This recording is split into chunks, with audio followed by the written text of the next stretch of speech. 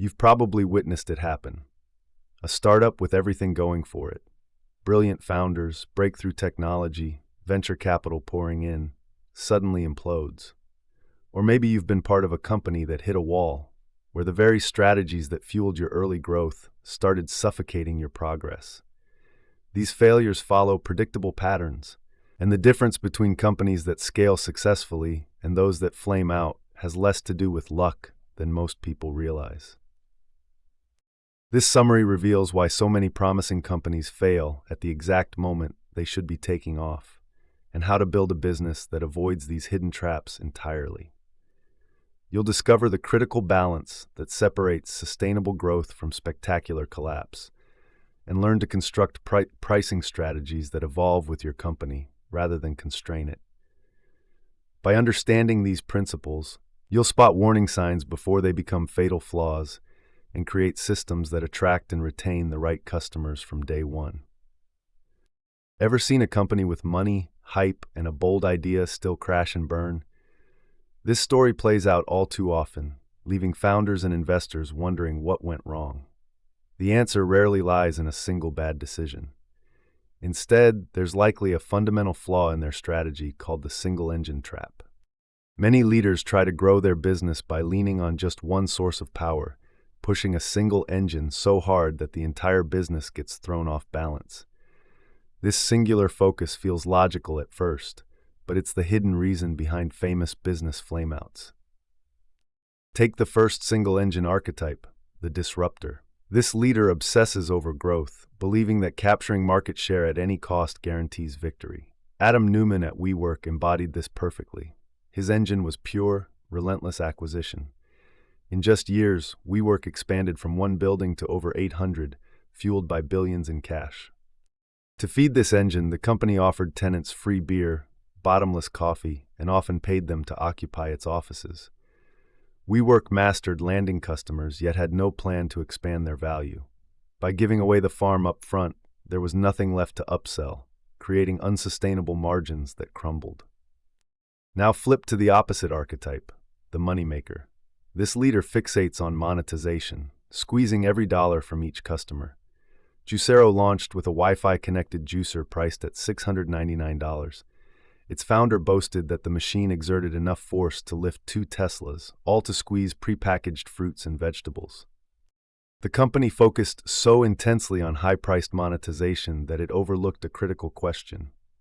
Did anyone need it? The trap snapped shut when reporters revealed you could squeeze the packets with your bare hands. The company collapsed overnight. Finally, the third flawed leader is the community builder. This founder believes customer loyalty solves everything.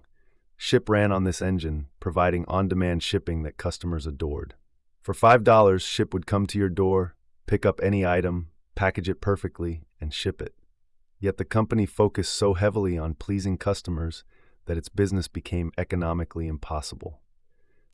Each company failed because they relied on a single imbalanced engine.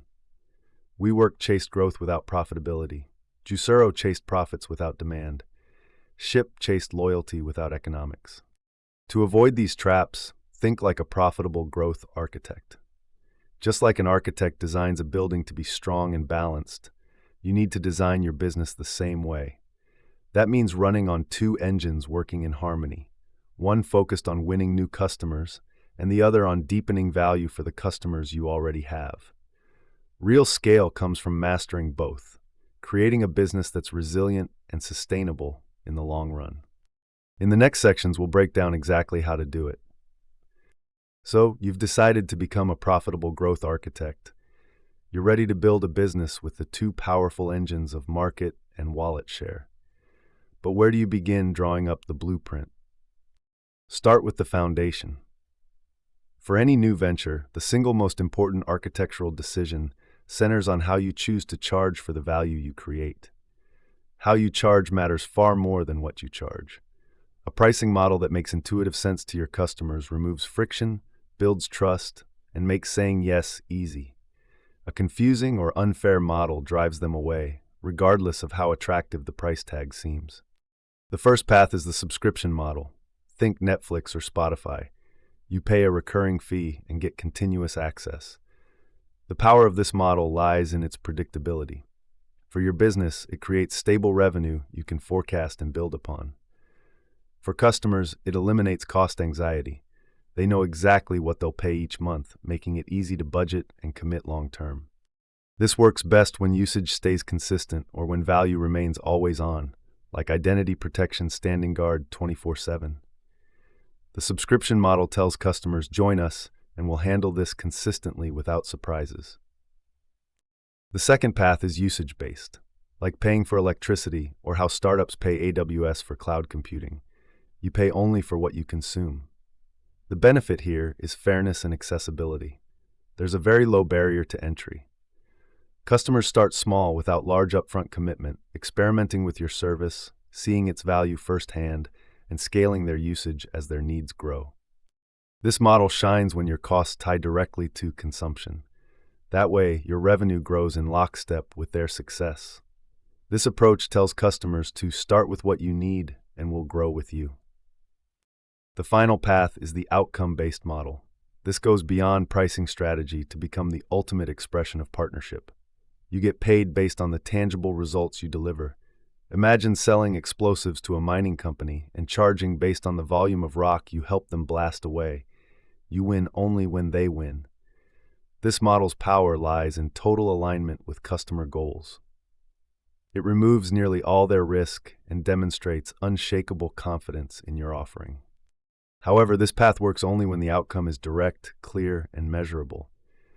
You can't charge for vague promises. You need hard numbers like cost savings generated or revenue achieved. This model makes the most powerful statement along the lines of, "Your success is our success," literally. Choosing between these paths means deeply understanding your customers and selecting the architecture that feels most intuitive and fair to them. When you get this foundational piece right, the rest of your growth strategy has a solid structure to build upon, creating a commercial relationship that feels less like a transaction and more like a partnership destined for success. A great pricing model sets the foundation for a healthy partnership with your customers. But a blueprint, no matter how brilliant, won't sell itself.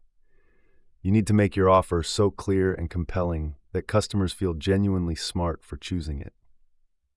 This is where you move from the logical architecture of your business to the psychological art of the sale, a process that begins with radical simplicity. Think about it like this: complexity creates doubt, and doubt kills deals. When customers face confusing tiers, add-ons, and fine print, they often choose nothing at all. The antidote is making your pricing beautifully simple. Consider Superhuman, an email client designed to be the fastest in the world. When it came time to set a price, they chose a single confident number, $30 per month. This was strategic. A round number feels intentional and trustworthy, unlike a calculated price like $29.49, which can feel manipulative. By offering a clear plan, Superhuman eliminated decision paralysis. Potential customers faced a take-it-or-leave-it proposition. This approach did more than simplify the sale. It signaled that Superhuman was a premium product. A simple price alone is just a number on a page. It becomes meaningful only when you attach a story of value. Your customers never buy your product's features. They buy a solution to their problems. This is value messaging, translating what your product does into what it delivers. The team at Superhuman knew they weren't selling an email client. They were offering reclaimed time to busy professionals. Through research, they discovered their tool saved users hours every single week, the key that unlocked everything. And this is the point where simplicity and value converge, all to create an irresistible offer. Superhuman combined its clear price with its powerful benefit to craft a narrative that was almost impossible to refuse. The pitch became, "It's just $1 a day to save up to 4 hours a week." This framing is psychological mastery. It shrinks the cost to a trivial daily expense, less than the price of a coffee, while anchoring it to an enormous return, an afternoon of reclaimed time each week. The question was no longer, is this software worth $30? It became, is an extra 4 hours of your time worth more than $1 a day? For their target customer, the answer was always yes. This is the two-part harmony of an effortless sale. First, you build trust and clarity with an elegantly simple price. Then, you infuse that price with meaning by telling a story about the immense value it unlocks. When you get this equation right, you're guiding your customer to a conclusion that feels both logically sound and emotionally satisfying, making it easy for them to see your product as an essential investment. Your irresistible offer is the engine of your early success. It makes it easy for your first customers to believe in your vision and invest in what you're building. Yet a strange paradox of growth emerges. The very thing that made you successful will eventually start to hold you back. In other words, as you transition from scrappy startup to serious scale-up, your customer base changes. The elegant one-size-fits-all package you perfected is no longer enough.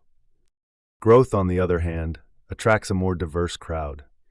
Early adopters and small teams who loved your initial simplicity are now joined by larger departments, enterprise clients, and users with complex needs.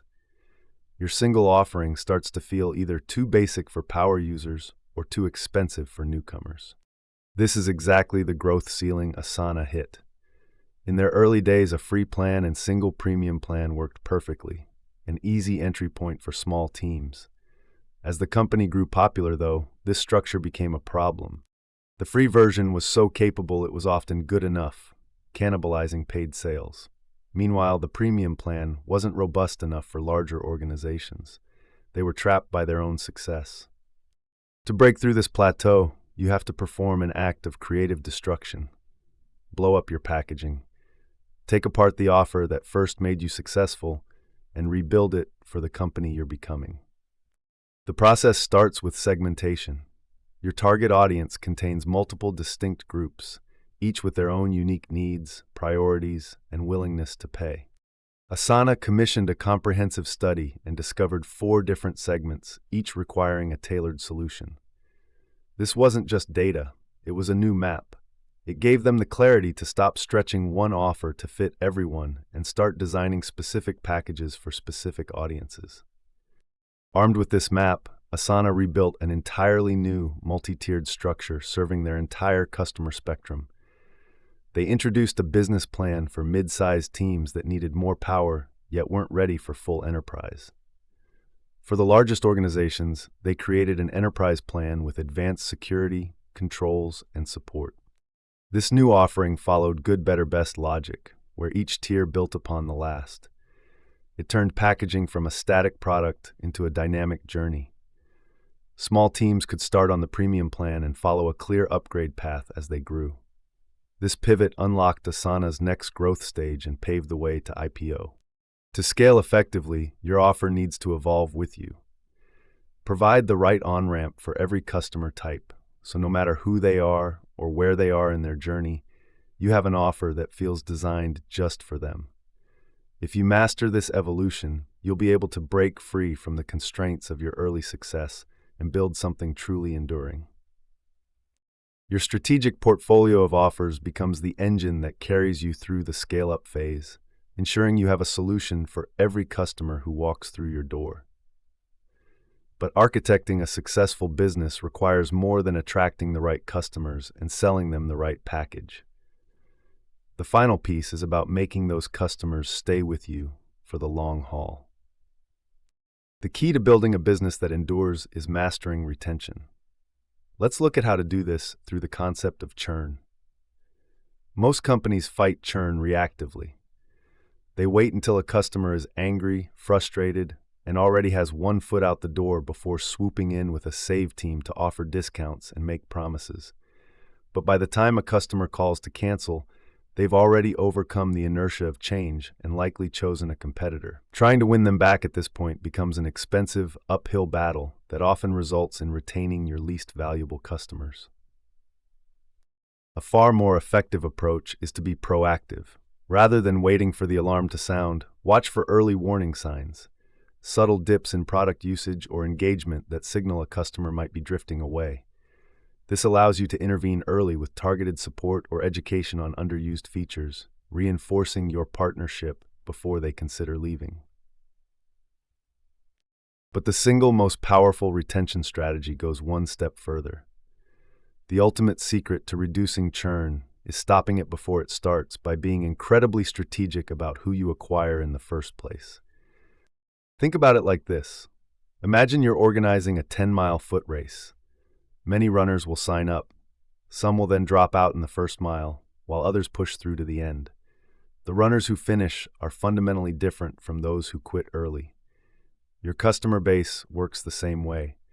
Customers who are a poor fit churn first, leaving behind a more loyal and durable group. If your goal is having more runners cross the finish line, chasing down those who've already given up wastes energy. The best strategy recruits the right kind of runners from the beginning. This principle, retention-led acquisition, changes everything. You rigorously analyze the characteristics of your best, longest-tenured, most successful customers. What industry are they in? How did they find you? What are their goals? Once you have this clear profile, you refocus your entire sales and marketing engine to find more people just like them. You stop wasting money on acquisition channels that bring in customers destined to churn. Instead, you double down on sources that deliver durable, high-value relationships. This is the final masterstroke of the profitable growth architect. It turns the end of the customer journey into the beginning, creating a self-reinforcing system that keeps and grows the right clients. The business you build becomes more than transactions. It becomes a community of aligned partners, each invested in mutual success, each contributing to a foundation that grows stronger with time.